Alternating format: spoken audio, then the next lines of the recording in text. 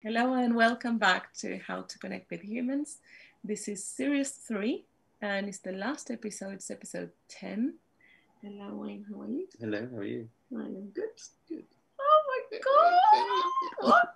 The end of series 3. I know. And we are at the end of this one where we started. And we started with two fantastic people that I don't think we would even be talking about this if we haven't had them in our life. So Chip and Jan Chipman are amazing friends and teachers and mentors to us. This was only going to be a one talk with Chip and Jan, and we were like completely over the moon that we're going to do a public talk on Zoom with them many months ago when the quarantine started. And then soon we got the courage to ask a few more people, and the series started to take form. So today they would like to talk about the power of simplicity, and it couldn't have come for us in a better time. So welcome back, and thank you so much for being here. How are you? Oh, it's really a pleasure. Thanks for having us. Yes, thank you. Thank you so much. Carolina and Wayne, you have the most beautiful feeling, and you just radiate joy whenever, when we get an email from you, it's like, Carolina, it's like it's just pure joy.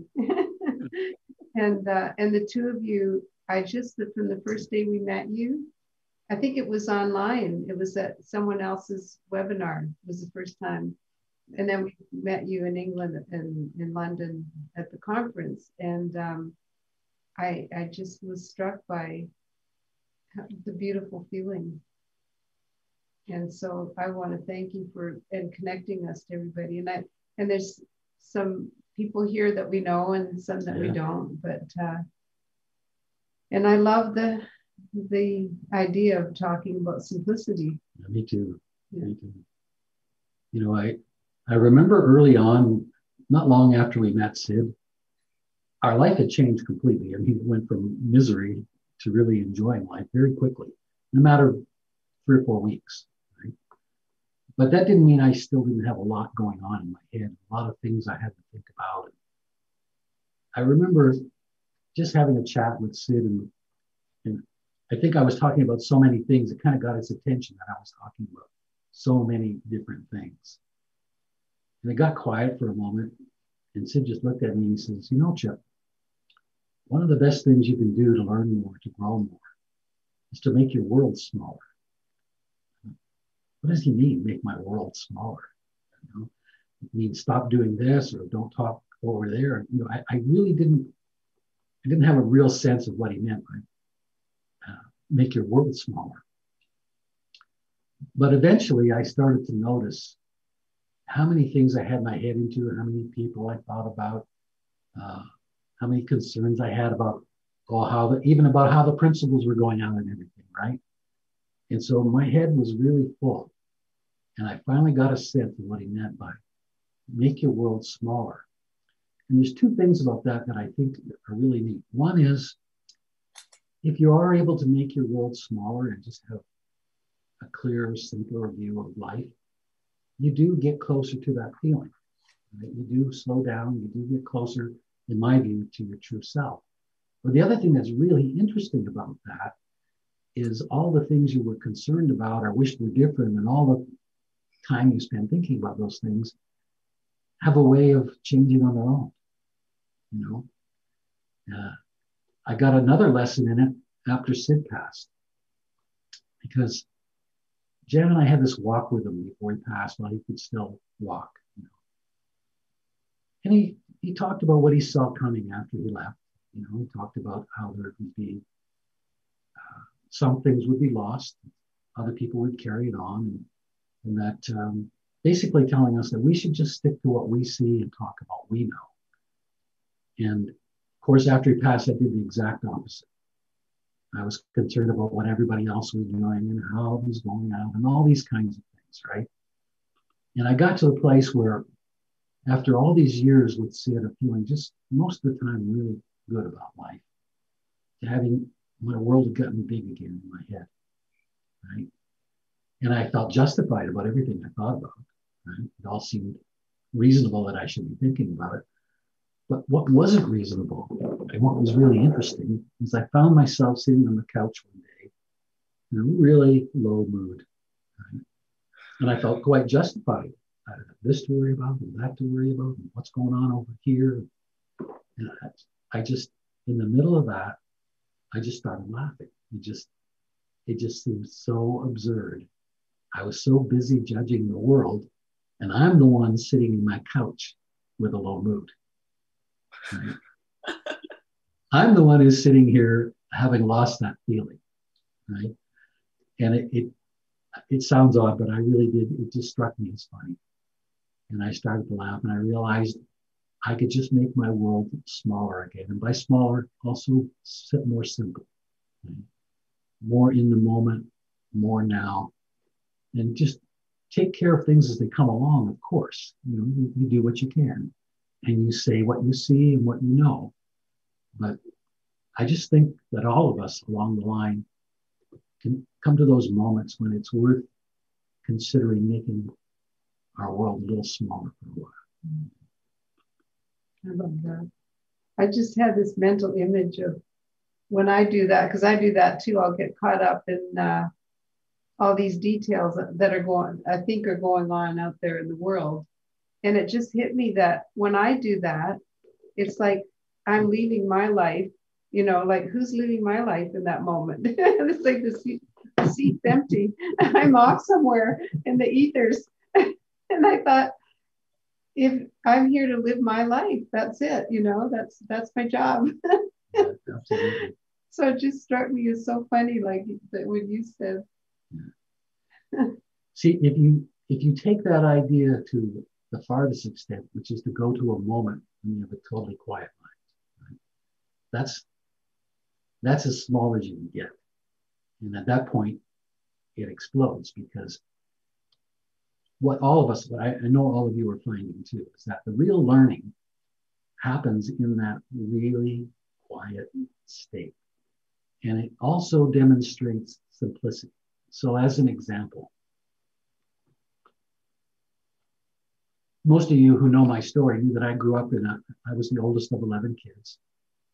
There was a lot of violence in my home, okay? Not all the time, but there was violence and addiction and stuff like that. So just having said that to set the stage, that I had volumes and volumes of thinking around that and what was done to me, and you know how I suffered as a child, and it did come out of my personality, where I was angry at times and aggressive and depressed, all those things. Like, it is true that our experience shapes our personality, our personal minds, right? And so when I think of all the volumes and volumes of thinking around that I had, that were really creating my view of the world, and creating the way I responded to the world, and more than anything, created how I felt on a moment-to-moment basis. And those that know me know I've told the story many times, so I'm going to jump to the conclusion in a way.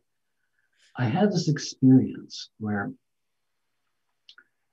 I found that I love listening to Sid. I love going to his talks, but he would start talking sometimes about forgiveness, and it would just excite all kinds of thinking in my head. I'd get upset. I couldn't handle it. I didn't like hearing him talk about forgiveness.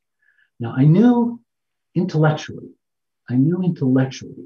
that it would be a good thing to forgive, to let go, just to have a quieter mind, not to have all that thought. But it didn't matter to me, because I would just think, you have no right to say that, Sid, because you haven't seen what I've seen.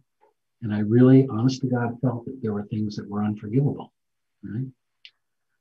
And so one night Sid was talking, and he started talking about forgiveness again, and I got upset once more. And I know he saw that it affected me.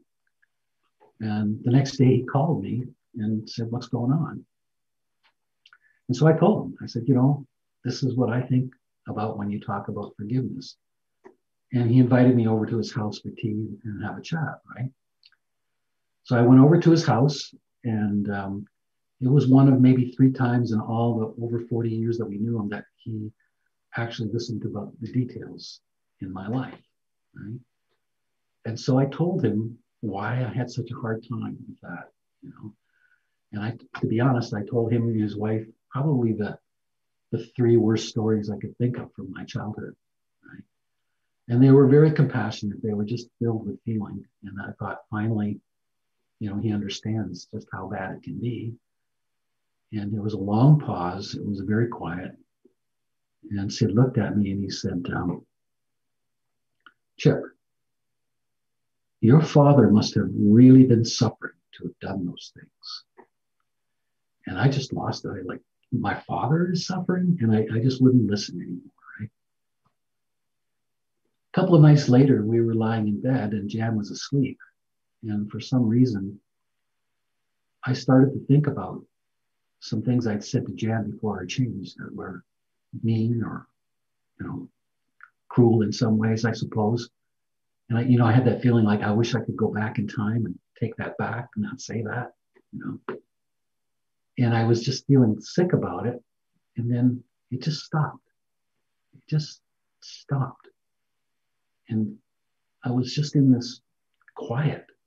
And I had this wee insight. And the wee insight was those words came from this world over here.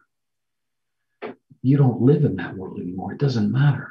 You live in this world now. It's totally irrelevant. And I just remember having this beautiful, peaceful feeling and falling asleep and sleeping for a long time, more than I usually did, like quite a long time. And when I woke up, I felt quite different. And I couldn't get my finger on what that difference was. I just felt different, A couple of weeks later, I was in the same position. Jan was asleep and I was still awake. And I started, for whatever reason, thinking about my father. Right? And I went right back in my head to the last time I got into it with him before I left home. I was about 17. And it was a terrible experience, on both of our parts, to be honest. And I started to have that sick feeling about it, just all of that was rushing back.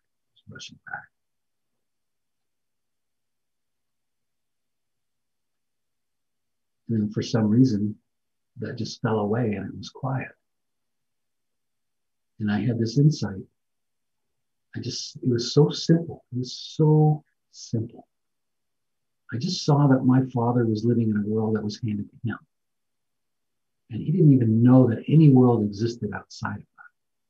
He was an innocent in that world, and I just happened to be born in his house. And there was something I can only describe the feeling I had as absolute relief. Absolute relief. And it's like I was seeing what it really was,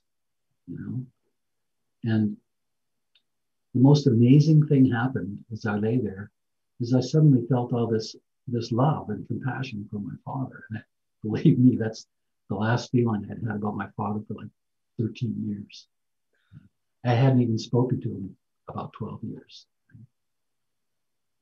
And again, I fell asleep and slept for a long time.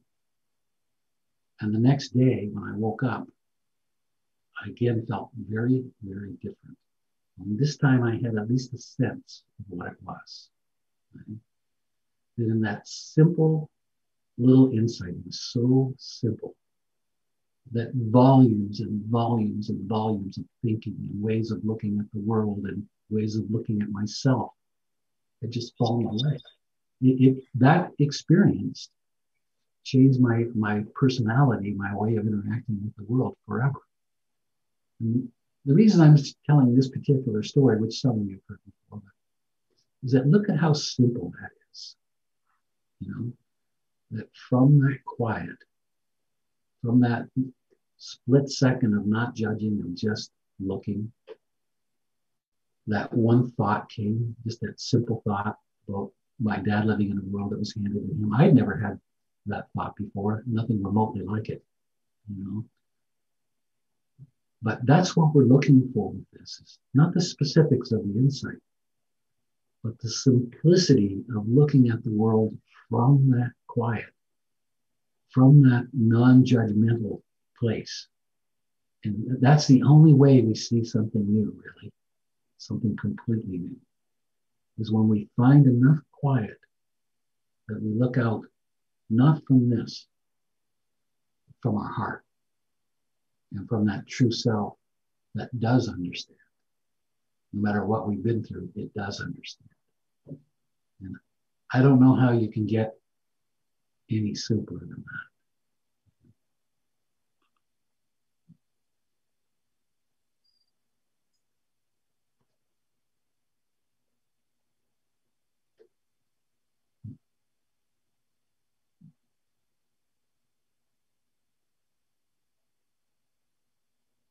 I remember when we were talking with the women in the prison that we worked in Florida one night, and it hit me how the answer to everything in life lies within. You know, the answer lies within. And I was saying that what we do as humans is it's not enough for us to know that when we get a sense of that sometimes, then our next thing is, well, now I want to know what the answer is going to look like, you know, like it's so the topic of that night was, I was just sharing with them that I knew that they were all in a, you know, getting ready for a transition in their lives. Some of them would be getting out of prison soon, and they had decisions to make about or unknowns in their life about where would they live, would they go back to their, you know, partner, spouse, or their parents, and would they get their kids back, and where would they get a job, and so it just hit me one night. That's what's going on in their head a lot of the time, even though they loved the principles and they were getting more of a calmness and a faith in life. It just occurred to me they've got a lot more wondering going on in their heads about the next stage of their life. And so I was saying to them, well, we all have unknowns in our life. And if we get too distracted by always, you know, futurizing and wondering what's going to come next, or how is this going to resolve, and what will I do then, you know, with this, then what we do is we end up not just living in the moment. And so that led to the idea that the answer lies within. So everything we need in life will come to us if we trust in life. And it occurred to me that I'm always wanting to know, what's it going to look like? Like when we would be moving to a new house, well, where's it going to be? What, you know, and wanting to know ahead of time what life will look like in the next, you know, day or week or whatever. And it just hit me to say that if we can just trust that the answers are to everything that we need lie within, and then we trust that we don't need to know the details of what it will look like. Like when I had my first experience of hearing something about the principles, when I heard Sid say, if everybody could see how beautiful they are inside, they'd have all the happiness they could ever want. If they could see there's this whole other part of them. And in that moment, I went from my head being filled with all these insecure, worried thoughts to finding peace in that split second. How many years ago? Like 45 years ago. And then I saw my life in front of me. This was a metaphor I felt so strongly I could still feel it. My life was spread out in front of me, and it was all I heard myself say, it's your life's going to be beautiful. My life's going to be beautiful. And there was a pathway, but there were no details along that pathway. It was just a pathway. like this road to the future. And I didn't need to know what the details would be. Because I didn't care. I just knew it was going to be beautiful. That was enough. And so now when I get caught up into my mind getting busy about anything like to do with finances or, how can I fit all these things in my schedule and all this, then I remember that feeling of letting go of the details and just allowing yourself to experience this moment and wherever you are right now. And that in turn makes life more, you get into the flow of life, you're in harmony with life, and things show up in a nice way and that are fulfilling and healthy. And it's only when we get into those insecure thoughts, which we all have. I mean, I still have them, but that are self-sabotaging. And you could sit down and show an example of how that works, but I know that everybody understands how that is as a human being.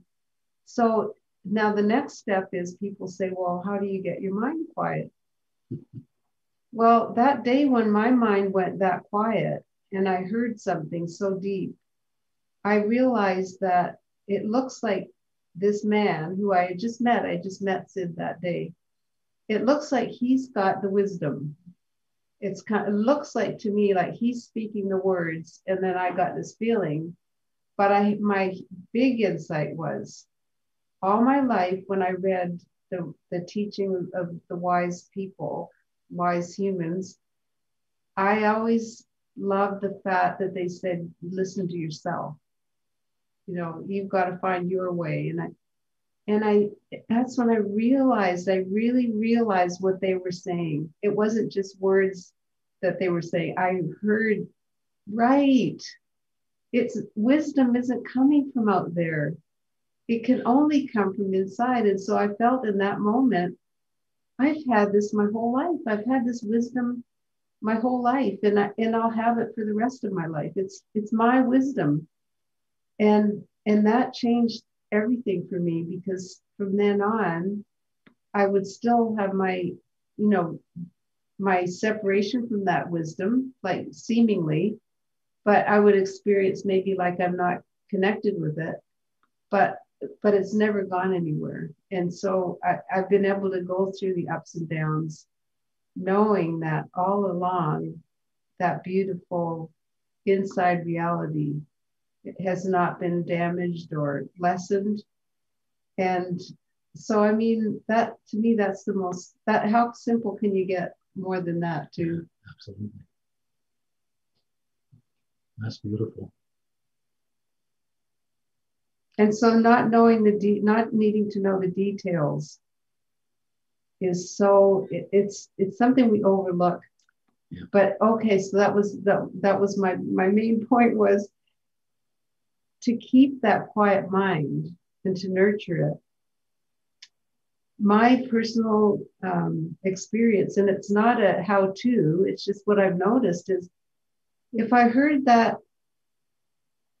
if I got that beautiful feeling and that sense of peace when I heard Sid talk that day from a very spiritual place, he was talking spiritual facts. He wasn't saying how to have a nice life. He just talked about how life is this personal life is illusionary, that there's a spiritual reality inside that's going on all the time, that we can connect with that.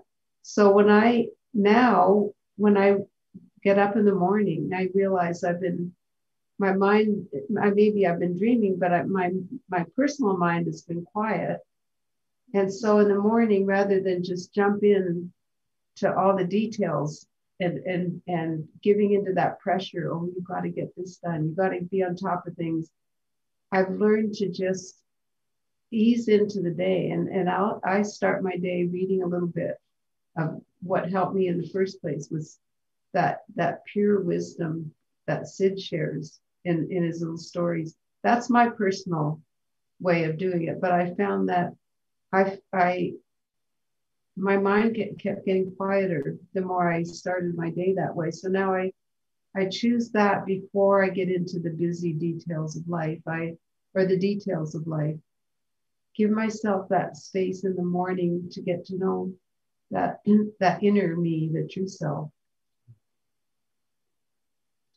It's true in terms of simple terms. That's essentially been at the heart of our work with every kind of people and group and individuals we've worked with for 45 years. It's like, okay, a simple equation. Any one of us at our healthiest self, when our mind is quiet and we're connected to the true self inside, will automatically have a better experience of life. We'll automatically see and understand more of what life is. And the beauty of that is that life automatically reacts differently to us when we're coming from that quiet, beautiful place, when we have that moment of those moments of real security. So as I look back at our work and I think about all the different populations we work with, one of the things that I had some doubt about before we started, was we had an opportunity to work with people that had severe addictions. They were incarcerated, but they were going to be back out in society before too long. And, I guess I definitely had some experience with living with somebody with addiction growing up. But I remember thinking, these people have a tremendously painful past. Like many of the women, well, both men and women had lost their children to the state, as an example, because of their addiction, where they gotten lost. They've been disconnected from their families, disconnected from everything, except for their addiction. And then, of course, that's the past. That's what there's all the guilt, the shame, and all the pain that comes from having that in your past. But it also colored how they looked at the future. They were afraid of the future. They didn't know whether they could get out of addiction, whether they'd ever have a way to make a living, whether their relatives and children would be reconnected with them, whether there'd be forgiveness. So as we began to work with that particular group, I'm like, wow, I can't tell them how it's going to be in the future because I have no idea. I know from my own experience that thinking about the past and giving yourself a negative feeling because of whatever's happened in the past is of no value. So where do we go? What can we share that can help with people in that situation? I mean, I met heroin addicts who had been on the street with heroin for years and years and years, And so when we finally sat down with that particular group of people, all we could do was share our story. All we could do was say what happened to us when we've been in a hopeless state. And, clearly some of them have been in perhaps what you would call more hopeless states. But the principle was the same, that you have to stop at some point thinking about it. You have to be able to stop trying to figure it out. You have to return for a split second to your health. And that almost seemed absurd to me to begin with, to sit down with this group. And yet, as we told our story, as we talked about the fact that they have a true self inside, that there's something within them that is spiritual in nature and therefore has never been damaged, can never be damaged, will never be damaged. It's still 100%. We slowly started to see the lights come on. And we would get questions about, okay, say I do this, say I feel better. What's my life going to be? And all we could say is we don't know. We only know that you operating from that beautiful level of health will do better things in this life. And life will react to you differently. And to be honest, at the time, I would go home thinking that's just too simple. These people are living in hell. Until the first 2 or 3 of them started to just listening to Sid's recordings and reading the books, started to just pop, and just have that realization that there was something whole in them. There was something unbroken. And what they would say after they found that simple feeling of being unbroken was so wise. It was so amazing and wise, right? That I started to be in awe of, once again, of these people and the power of what lay within them. And our only job was to suggest that possibility and tell the stories we had that showed how that happened to us and how our lives changed so much. And the way it looked to me is in that simple seeing them as help and simply seeing them as just as whole as we were, and seeing that what they had within them, that they felt us looking at them in that way, you know. And I may be putting words in their mouths, but what I think they got from that was feeling that they were being looked at with total respect for the spiritual beings that they are, regardless of their experience, regardless of where they were stuck. Now, that is so simple.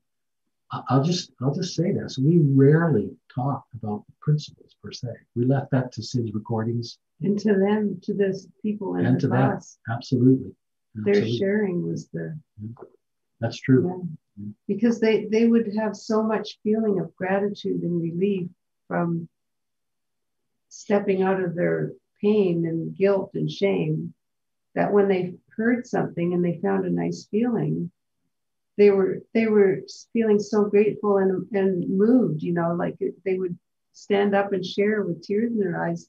At that point, they're teaching us. Absolutely. And then I was saying the other day that it occurred to me that when we would go once a week to visit back at the prison or the rehab centers, we were just going in to do a tune-up, basically, because they were all sharing with each other and learning from each other all week. And then they were actually teaching us by the beautiful feelings that they were having. Absolutely. And I love that dynamic in everywhere that you all have worked and we've worked. The first 2 or 3 people that listen to the recordings or have an insight in the class, those first 2 or 3 people, like in every group we've been in, like the rehab center, the prison, their change is what brought hope to the whole environment. Their change was so unheard of in those environments. The idea that people in prison for 10 or 20 years who've lost their children, who've lost everything, or people that have been addicted for years and years and years, the idea that they would shift and express any feeling of happiness and gratitude and joy was so foreign in those environments that it literally confused everybody around them. It confused their friends and inmates that knew them. It also confused the corrections officers. It confused the psychologists. The judges? The judges, oh, definitely confused the judges. It really did. But because it was sustained with them, because that shift remained with them, all of that curiosity, or pardon me, all of that confusion turned to curiosity. Like, what is this? I mean, that's what happened with me in the beginning. Jan met Sid in Chains. I wanted nothing to do with it. I thought it was silly, simplistic. Go away. Don't talk to me about that, you know. But the fact that Jan's change was deep in the sense I could see she was really happy. I could see she was enjoying life way more than I was. And it was sustained. It was like I started to see this isn't going to go away. You know, something's happened here that I don't understand. Right? And that's when my confusion turned to curiosity. So it's just that simple. You know, like if you have a population that you want to help, if you want to work with kids, you want to work in prisons, you want to just live your life in your neighborhood and with your family, it's the living of it. After those simple insights, it's the living of it that really teaches it. You know? And that's what amazes me to this day, is how simple it is to affect change with people. Starting with seeing them as whole. Starting with seeing them as unbroken. And of course, you can't do that unless you're seeing yourself, at least in moments, as being whole and unbroken. And that's how you come across when you feel that. That's what brings hope to people. It's not the words about the principles. Of course, that helps. But what it really is, you know, you've all probably heard me say this before, that the only authority any of us have to talk about these principles is our own experience. Okay? That's what people feel as authenticity when you share. You know, they feel that something has happened to you that they're not used to hearing about. They see that it's real, and what that does is it plants the seed of hope in their thinking. It changes the direction of their thinking, right? And it turns to that beautiful curiosity. And if we do our jobs well by keeping it simple, they end up at a moment when they see that the wisdom is theirs. And if we don't worry about the words, like just the feeling is how people pick up on it, because everybody already has it. So we're not teaching anyone anything. And if you have the feeling, you're giving them the opportunity to touch that feeling in themselves. And so the words are just something that we have learned to use as communication since we were little, right? It's the way we think we communicate. And it's a beautiful tool, but the real communication is the feeling. Because words are from this reality, the personal reality. The feeling is from the inside. And that's the whole point, is to wake up that inside in others. Yeah, for sure. Yeah. Yeah. And what a joy. Jen and I were speaking at one of the London conferences once, and we finished. People were coming around asking questions. And there was this lovely young Jewish couple, you know, Hasidic, with the curls of the hat and the whole thing. And they came up and they were so excited. They had such, you know, they were saying, we really want to share this in our community. But we don't know how to talk about it, right? We have no idea how to talk about it. And I'm looking at them, and they were just lit up, you know, they were just shining, you know. And I looked at them and I said, honestly, you don't have to worry about the words. All you have to do is walk into a room looking like you look right now. You know? And that's true. That's absolutely true.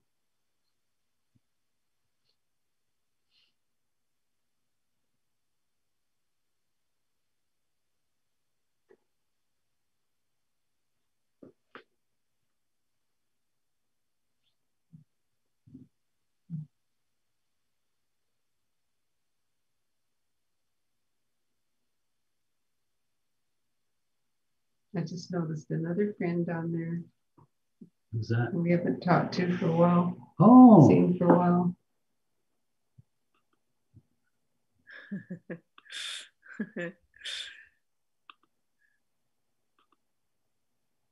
Hi, Ron. There was someone else there, and then I just said, I was looking at the name. It is wrong, yeah. Lovely to see you. Good to see you, Ron. It was lovely to see Sharon too. Yeah, this is such a treat, honestly. Just what a magical world. When we first met Sid, 45 years ago, almost 46, if he'd said one day you'll be sitting in your home, but there was no computers back then, and there'll be, you know, you'll be like on TV almost, like with other people, and they're on their TV, and we're all talking to each other all over the world, we would have just been like, you know, that's science fiction. Yeah, but here we are. But it reminds me of something that I heard Sid say once that cracked me up, but it was so true. He was doing a talk, and he had settled down on the stage, and people were still milling around. Finally, everybody sat down. I think it was here on Salt Spring, yeah. But there were people from all over the world. And Sid just waiting for everything to get quiet. And he says, just out of nowhere, he says, you know, you didn't all get here on airplanes, trains, and cars. That's not how you got here. What? You know, what do you mean? said, no, you didn't get here on an airplane. Just, you're here because this moment is right for you to be here. I remember thinking, we really didn't get here on airplanes or computers or, we've all just decided to be in this nice feeling together. The means is irrelevant. It really is. And if we are that true self, it means we're always all in the same place anyway. And in that world, it's like, I'm only putting into words something that I just got a sense of that. And every once in a while, I get that sense of how we appear as separate beings, but we're really not. We're really not. And to be able to live in that, being a separate being and knowing that we're all that one, that's the art of life, and I feel like I used to resent having to keep learning, and still having old habits and everything. And as my wisdom comes out, I realize if you see that as a beautiful thing, and you see the journey as the beautiful thing, that whole thing of don't worry about the destination, it's the journey. And when you're really at peace and in harmony with that's what makes life simple. It makes it, it's like in Florida, we used to have all these swimming pools. Not everybody, we didn't have one, but so many neighborhoods, just swimming pools everywhere. And we didn't know much about swimming pools before we moved to Florida, because up here, it's not as big a thing. Well, you play hockey on them in the winter. Yeah, exactly. And I remember this thing about, so people would have either do their own, or they'd have someone come over, with a little van, and they're the pool guy, right? And then they had this thing where sometimes if a pool had been neglected, it would be just this big tub of green water, that you couldn't see through. And then this pool guy comes along and he puts in this chemical, and they call it shocking the pool. So he shocks the pool, and then you see this clear water, and it's like, from that, like, it's like, boom, there's this clear water. And that's what learning about your true self does, is it clears up your vision. It shows you what's really in front of you, instead of that fog, those layers that we put up with our misguided thinking, right? But it can be instant. You don't have to kind of keep working at it. In fact, the working at it is like the opposite. That's part of the problem. Yeah, right.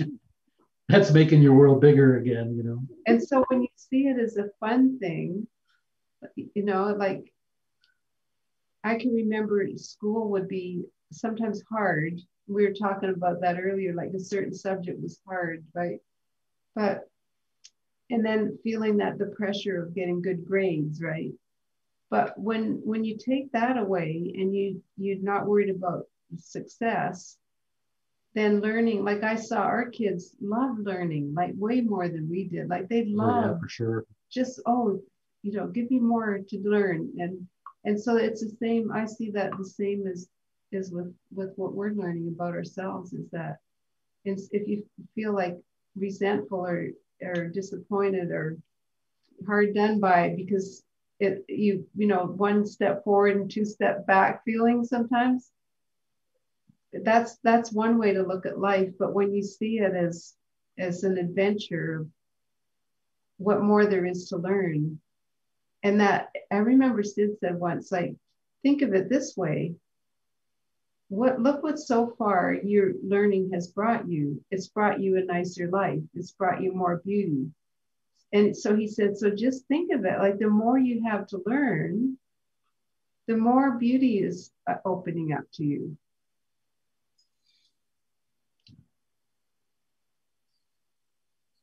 So there's no end to how beautiful life can be. It's infinite. A new young client I talked to the other day was kind of probing me, like, well, how's it? You've been around this for 45 years. Like, how's it now? Like, after all that time. Oh, we're so bored with each other. What hit me was, I still feel like the kid who just walked into the candy store. You know, it's still totally new to me. You know, and that's what everybody has in store for them when they start learning from the inside, when they start learning from themselves. There's no way life can be boring. There's no way. It's so fascinating. And then if you're privileged, if it's your path in life to share it, to help others, then you get the beauty of seeing them wake up and learn. You know? And there really is no life like it. There really is absolutely no life like it. And that, with all that's going on in the world right now, for those of us who do want to share it with the world, there's never been a more important time to do it in my view. You know, people are looking for understanding. I think that this next few years is going to be really interesting.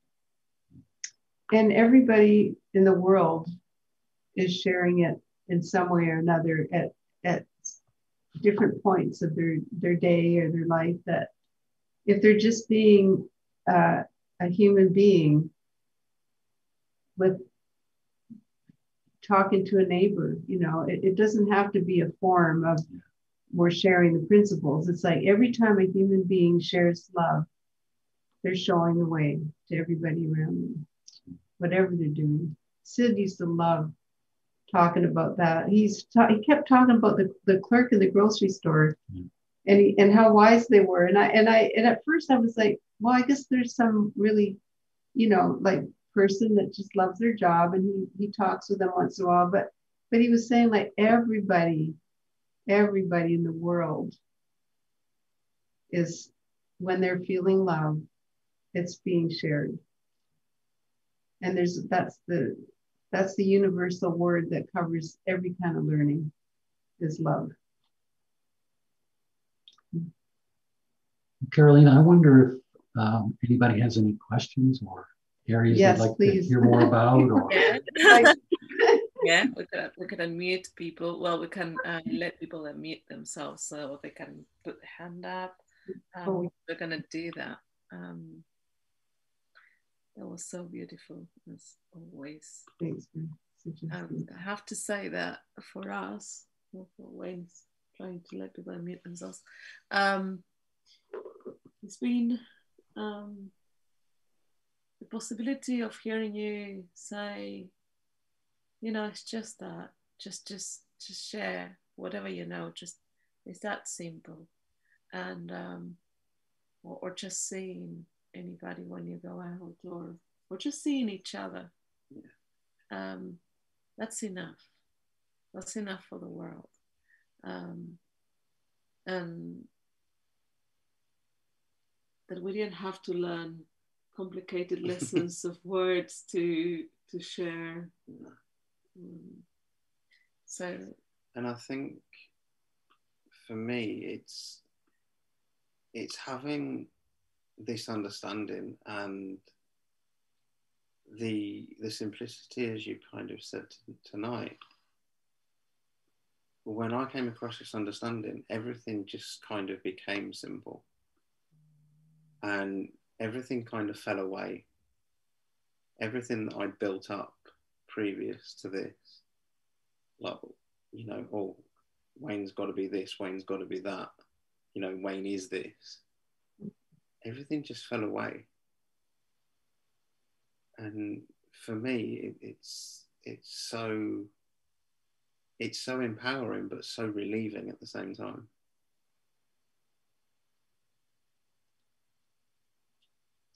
That's a neat way. I like that.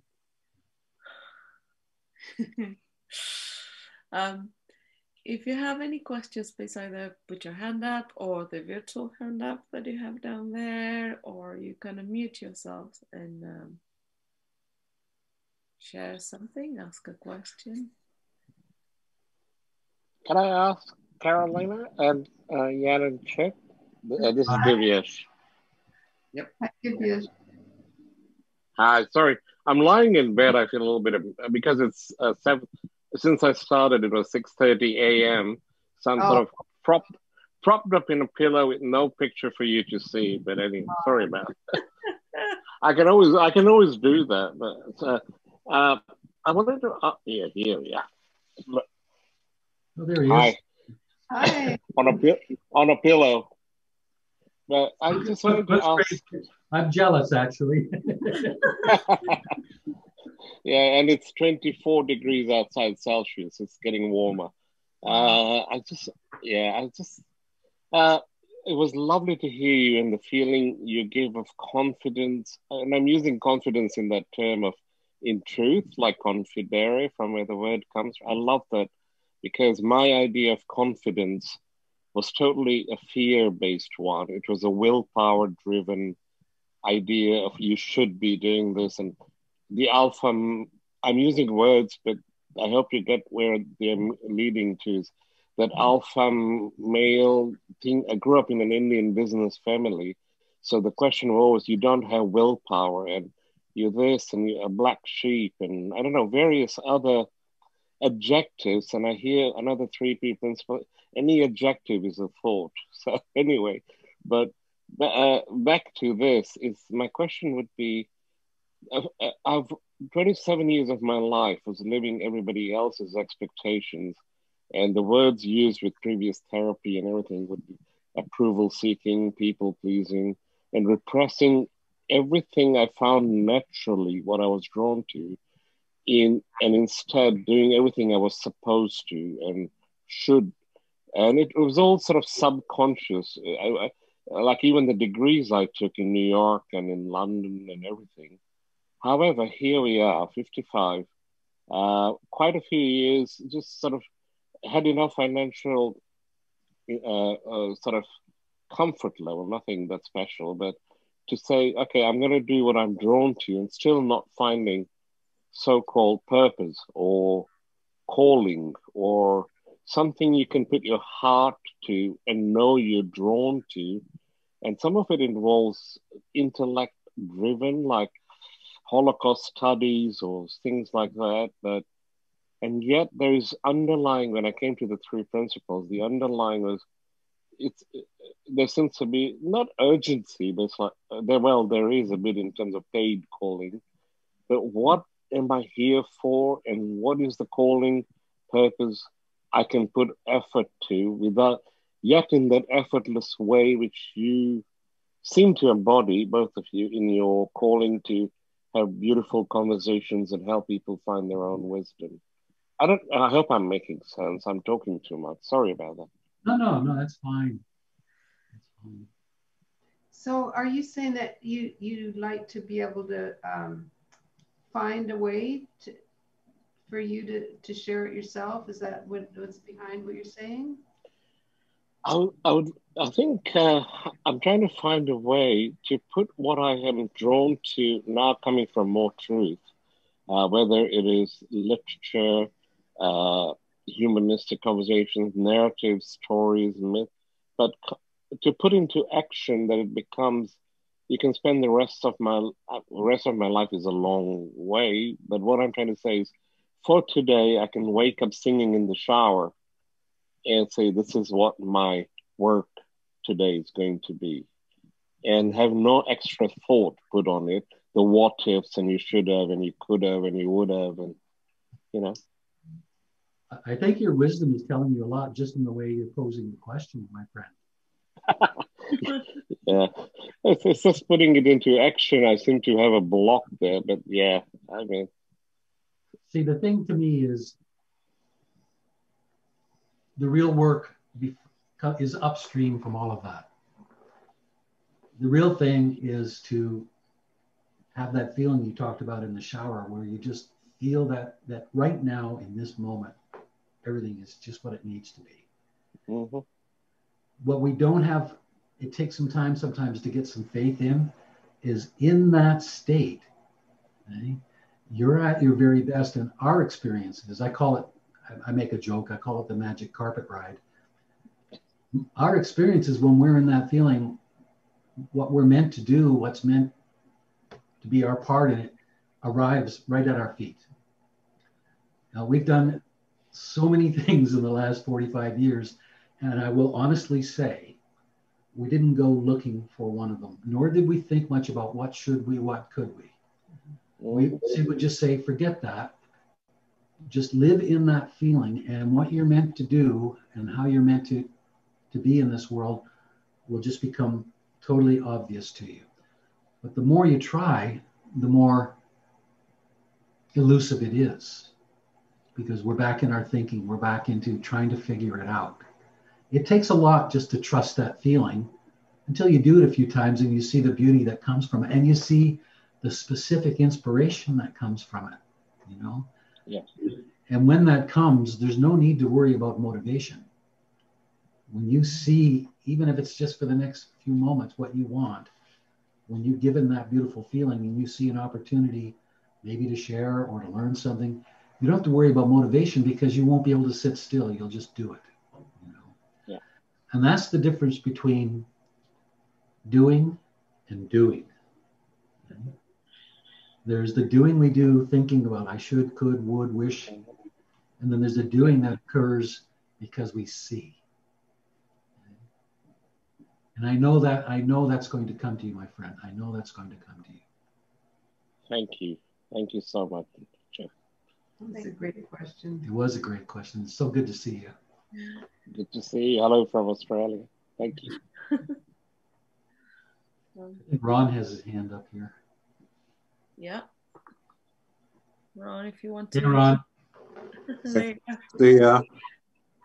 How's life? Hope it's good. Really good. I had a question for you, and it kind of relates to me too. I kind of know, but maybe I'm in denial. Have you ever come to a point where you just feel like you're going to a place or you're going to see someone and you just know they aren't listening to you or not hearing you?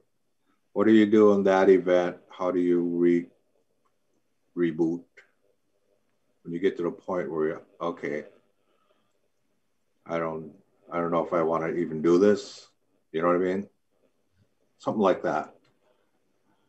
Yeah. There's different scenarios of that. Like sometimes it's somebody that you have to see. And in our work over the years, we found that in the beginning, the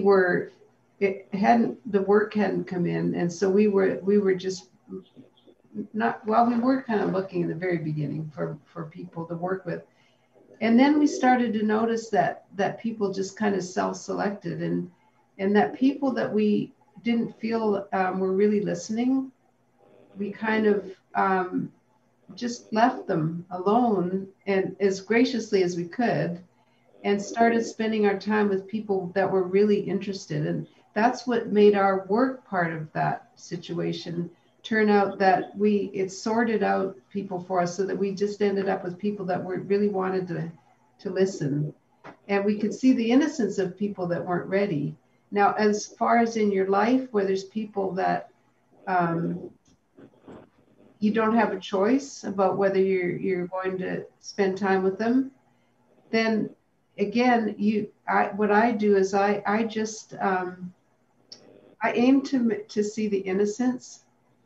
And if there's somebody in that I keep having to be around, and I either feel obligated or I am obligated to spend time with them, I've just learned to trust my feeling of what the comfort level is. And it's been amazing for me, because there were people that I felt that I had to engage with that then I took the courage to not engage with because the feeling wasn't right. And so I've been learning to use that sense of, is this person really good for me? And if they're not good for me, I'm probably not good for them. You know, and so that it's helped me develop faith in myself to trust my feelings. And then again, in another part of our work where we'd be working with a group, and there were some people that didn't want to be in the group, you know, it might have a group of like police officers or something. And we just start spotting the ones that were really interested. and find a way to work with the people that were interested and not worry about the ones that aren't interested. So that helps us see the innocence, and you end up having people that want to work with you, and you actually achieve more of what you're both looking for. Yeah. So that's on a very practical level, but it's practical in more ways than one, in the sense that we had many groups where there were people that didn't want to be in the room or didn't want to hear it.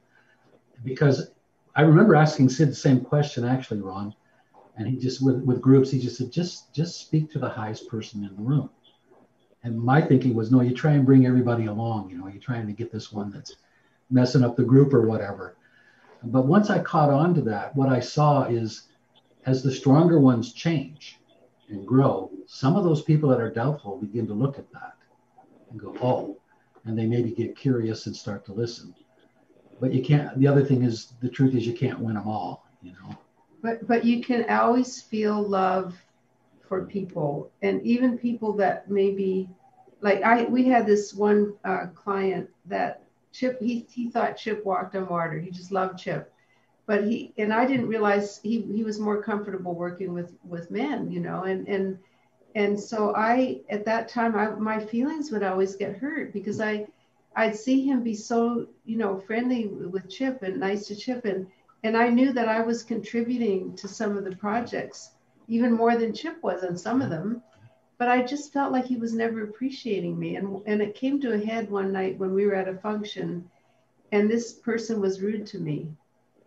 And I mean, he didn't even realize that he was being rude to me, but I had helped so much for the outcome of this, what this function was all about. It was like a celebration, and I had really helped with that project. And so I went home. That night I was devastated. I was like, and I was crying, and I was saying to Chip, like, how could he be so rude to me? And Chip just was trying to calm me down, right? So the next morning I woke up, and I was like, I was sitting there just crying. I felt so disappointed, you know.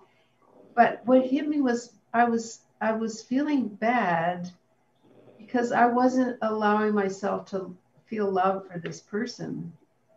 And I still didn't understand his behavior. You know, I still felt, but something in me said, that person's negativity cannot stop me from feeling love for them. And it was this insight that I just sat there sobbing. It was just like, I'm going to feel love. I can feel love anytime for anybody, you know, and I'm not going to let someone abuse me, but that right to feel love has nothing to do with that other person or their behavior. And so again, the point is that you don't have, there's certain people you made in your wisdom decide you don't want to be around, but the feeling of love can always be there. Yeah, that's really right on. It really is. It's like, Ron, one of my early experiences with somebody who, you know, didn't want to hear anything, was one of my brothers. Our marriage had turned around and we were feeling really good. So I thought all I have to do is call my brother, whose life was a total mess, and tell him about this understanding, right? And so I did. I called him and I told him all about it, and he didn't speak to me for over 20 years. But what I saw from that, though, was I'll just put it in a funny way, there's more than one way to skin a cat. You know? What I saw was I just had to be in that feeling that Jan's talking about when we were with him, when there were family visits and stuff, and forget about trying to tell him, you know? And so what happened is, over the years, a little bit more and a little bit more, we would start to have a little connection. But I'd always just try and take responsibility for my state of mind when I was with him, and just take it off the table about changing him and stuff. And actually 2 years ago, that would have made it almost 30 years, we did a family reunion. And I was kind of like, oh, what's going to happen when I see so-and-so? And he just walked up to me and started talking. And we just had an amazing talk. Now, it took him 30 years to be ready for that conversation. But what I've learned through the years is you do have to have permission from people to really share with them, but only in terms of any idea of telling them about the principles. You don't have to have permission have your nice feelings stand regardless of where they're at. You don't have to have permission for that. Thank you. You're welcome, Ron. Thank you. That was a beautiful question. I don't think we've been asked that one, and thank you for that. And it's really good to see you again, Ron. Yeah. Likewise. We'll cross paths again sometime. I'm sure we will. I'm sure we will. Thank you.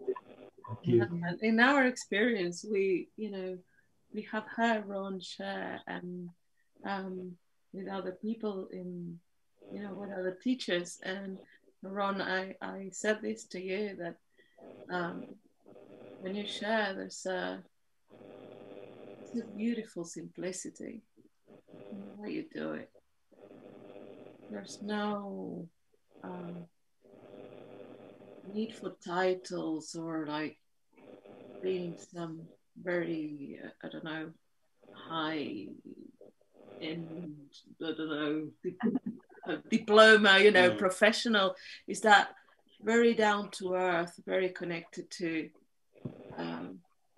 the simplicity of nature, but it just comes across so beautifully. We both absolutely love listening to you. So absolutely. Please know that that's the case, at least here. Thank you so much. Thanks. Thank you. One more thing struck me about Ron, about your question, is that every day I'm learning more and more that people's behavior has nothing to do with who they really are. So I'm getting better at it. Just seeing behavior is someone else's behavior is just that. It's their behavior.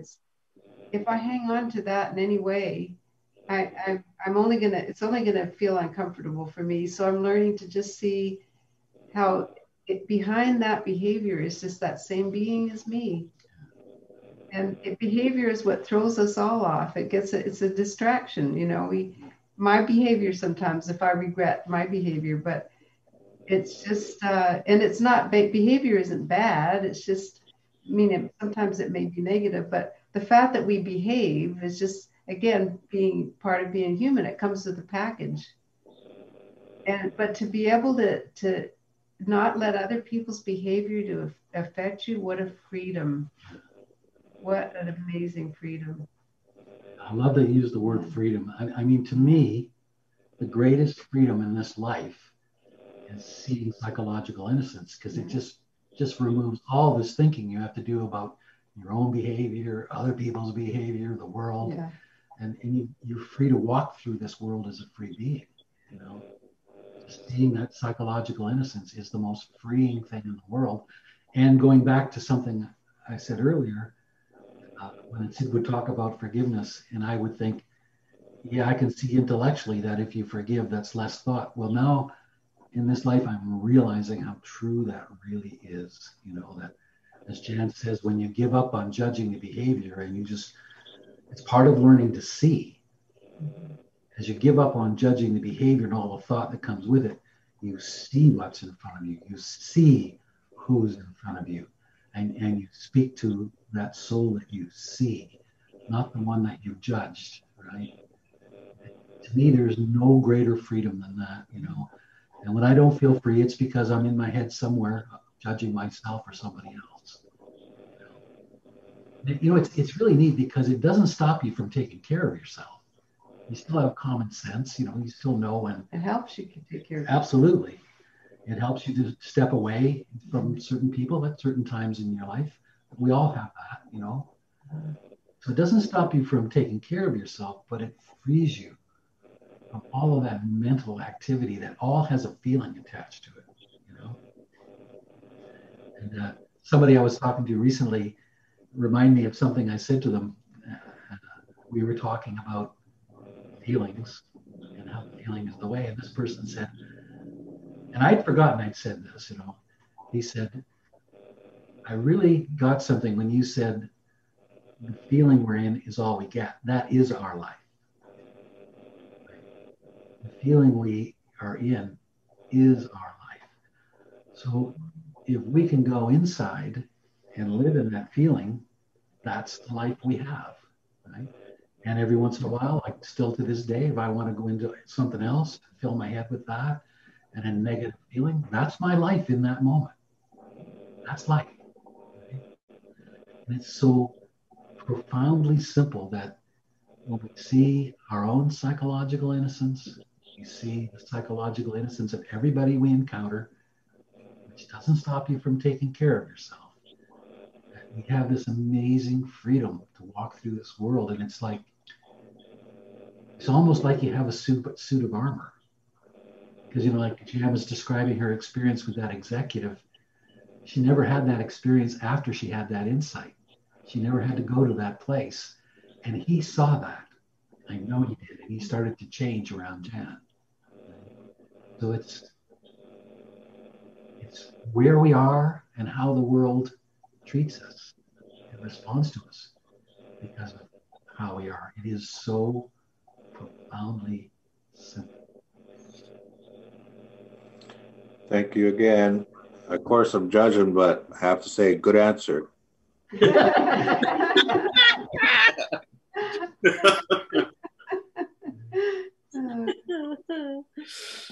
Evening. Hi. I have a question. Well, hi, Sal. Hi. Hi. Hi, I'm new in the Three Principles community, and I was wondering if you have approached schools already with the Three Principles, because I heard about the word getting better earlier, and it just reminded me at school, the children intelligence is always put to judgment. I know that my daughter is only 9-year old, and since she has started school, she has like 3 tests a week. And so how do we approach schools so they can know that children have innate potential and well-being? And have you experienced this? I know that there is work out there being done in the schools in various places, but I think number one, like what we always like to do is let people know that what they have to offer to help with schools, instead of going to look at other people's programs. Not that you shouldn't, but if you, as a beautiful, loving, wise mother, relate to your daughter that way, and she's going into school, our experience over the years was that our kids were like little carriers. They carried the feeling to school, and we could see people around them, their teachers and the other kids, just picking up on that feeling. And then if we ever got, had to go and work, meet with teachers or whatever, we brought that feeling, and I actually ended up working in the schools a little bit as a substitute teacher, and because it was something I'd always wanted to do, and just being myself, as a parent, and then being a little more connected with the schools, but just in your own community, you make such a difference by just really living it yourself. And you'll be surprised if you have a thought, like this is what happens with us over the years. If we would get this thought in our head, well, we'd like to work in, with this kind of thing, business or this kind of venue. And we get that thought and just leave it alone. And then it would come to us because we weren't striving to make it happen. Mm-hmm. So my advice is just to watch how it unfolds with you and your daughter and her school, and just see what happens from there. And Jan is being modest about her experience in the school, because I got to watch it from the outside. She volunteered to substitute for somebody that was suddenly was gone permanently, right? Mm-hmm. For a long time. So you had months there. Right, yeah. Right. And they gave Jan like the worst class possible. It's EH, supposedly. Yes, they call it emotionally handicapped in the States. They gave her a terrible room, and there was 2 classes in the room divided by a bookcase. And the kids were like throwing stuff. When I saw the room, I went, oh boy, And I don't want to I want Jan to tell the story, but it was like she saw the health in those kids, and she approached it from that way, in spite of what other teachers were saying should be done, and without, talking to the teachers and telling them how to do it. Something happened in that classroom that was really absolutely amazing. It went from this madness, to these kids sitting there helping each other learn and doing all of these things. And that brought about the curiosity of the other teachers. They're like, what are you doing? And Jan was the least experienced and the least trained, probably. Right? So Jan just went in there and was just herself, and loved those kids and trusted them and saw them as healthy. And what really helped me was letting go of the resentment of what I saw in the system, which at the time was quite a few unhappy teachers, some of the older teachers that have been there for a long time, and they were really frustrated with the children's behavior. That's why they had that special class. They would all get sorted into that special class. And I'd overhear some of the teachers talking about the kids, that with the behavior problems in a mean way, and sometimes in front of the kids in the hallways. And so it quickly dawned on me, instead of being upset at those teachers, I've got to see their innocence. It was easy for me to see the kids' innocence. But then one day it was like, oh, right, I've got to see the teachers' innocence. And once I saw that, and then I just started to become friends with some of the teachers, even though they weren't interested in being friendly with me at first. I would just go sit at the table anyway. I'd sit at their lunch table. And the next thing you know, we're all friends. And I came to appreciate how much they were doing and why they were acting that way, talking about the kids' behavior, and they were just worn out, and so seeing the teacher's innocence, it was huge part of it. So, but I know that you'll see ways, and I bet you've already been making a difference. Yes. I've created a group at school on WhatsApp for the parents. Oh, wonderful. I've just did it for myself because I really wanted to improve and to know more about the 3 principles. And so I just threw myself into it, see what happened. And then yes. And so I'm learning a lot through doing this. And I live in Spain, and I don't know if you know Sue and Sheila Mason. Yeah.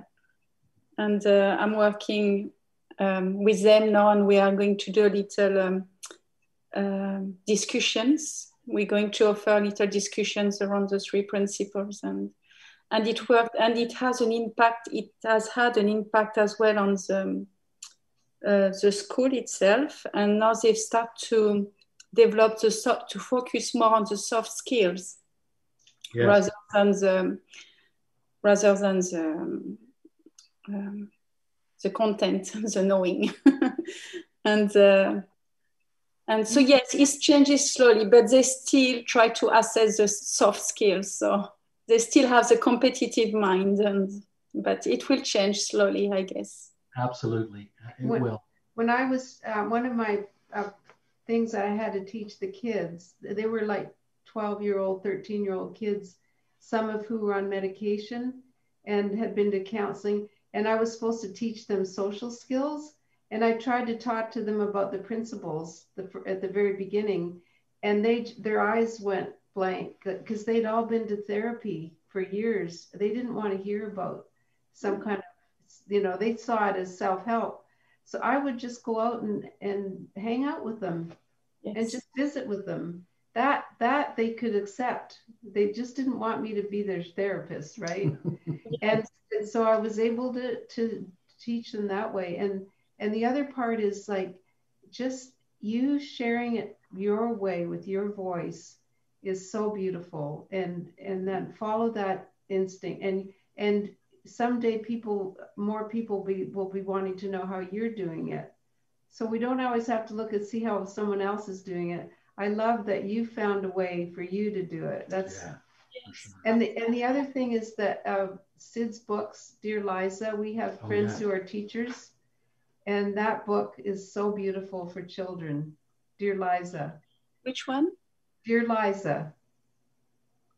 It's all about the feeling, and it's a beautiful book that children can relate to.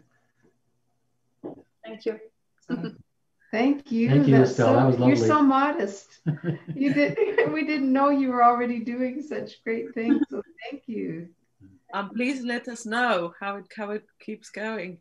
Yes. Perhaps Stuart, that's been so patient. Sorry, I interrupted you. Yes. Been patiently with his virtual hand out there. So Stuart, you can. Well, you know, I saw that hand, and I'm so illiterate when it comes to these things. I thought it was just hello. Well, it's on, and I didn't see it because it's on a yellow background. So no, I saw, but it's just that Stuart saying hello. So you mean like this, or? Sorry, Stuart. Sorry, Stuart. That's fine. That's fine. It is funny because you mentioned Dear Liza. Actually, I was just thinking that like a few minutes ago about the book Dear Liza and how I found it really useful. So it's quite funny that you just mentioned it. It's not a question. It's really more of a request, I guess. But I was just thinking what came to me was it'd be really nice to hear a bit more about the now. And I was wondering whether you could talk about the now a bit.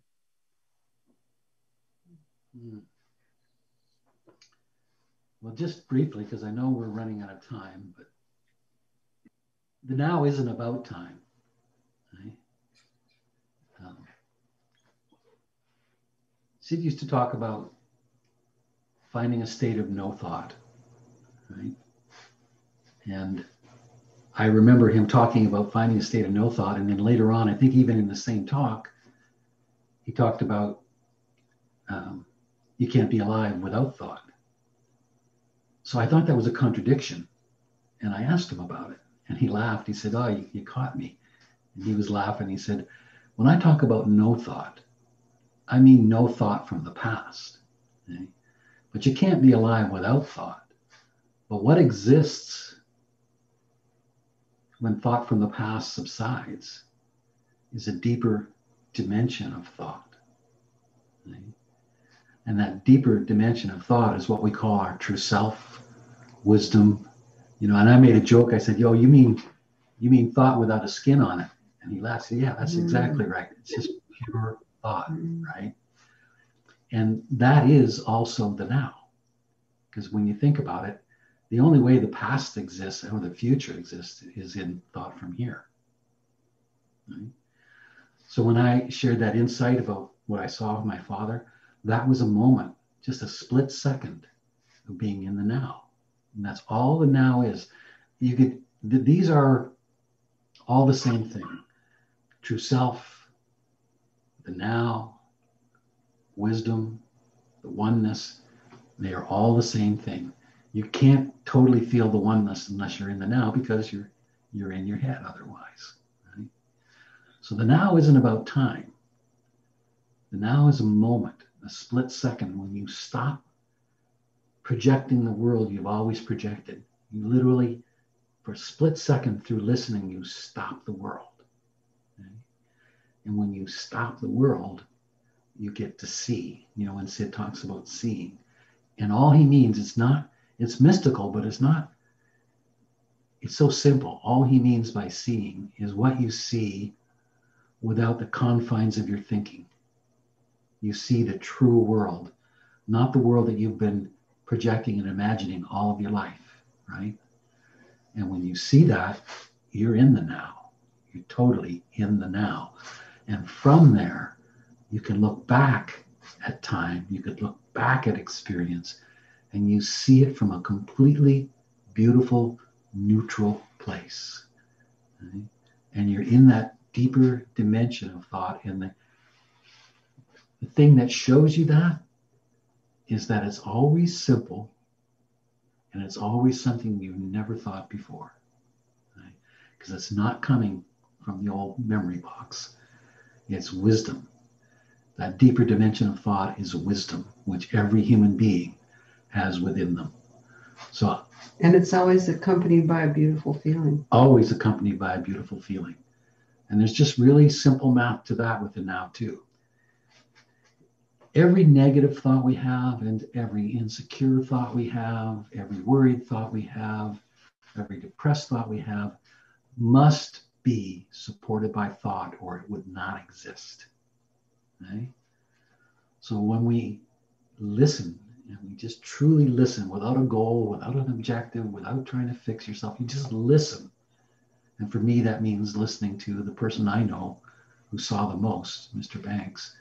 But when you just listen, you bring about the possibility of seeing from the now. Okay? And that is your wisdom, that is your truth. It's got nothing to do with Sydney Banks. It's got nothing to do with Chip Chipman or anybody else. That's you seeing in the moment. And you're in the now, you're in the oneness, you're in your true self. It's all the same. It's all the same. And here's how simple it is, folks. All you have to do is listen. There's no more to it than that.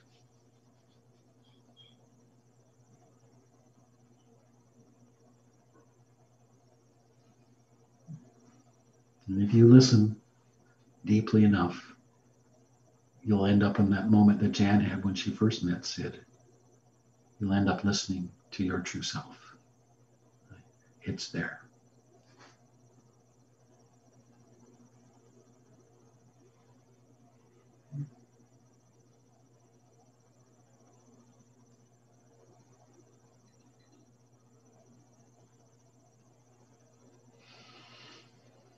Thank you ever so much.